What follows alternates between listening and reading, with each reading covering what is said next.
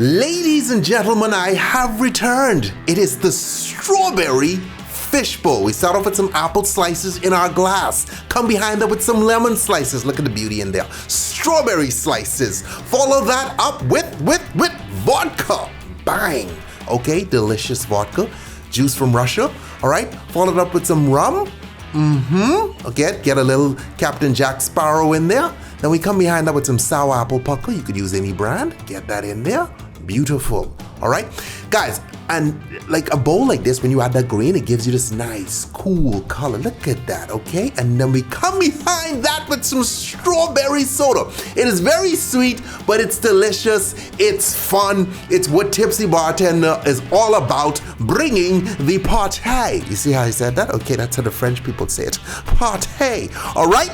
Stay tipsy, my friends. Stay tipsy and always drink responsibly. Fun drink. Later.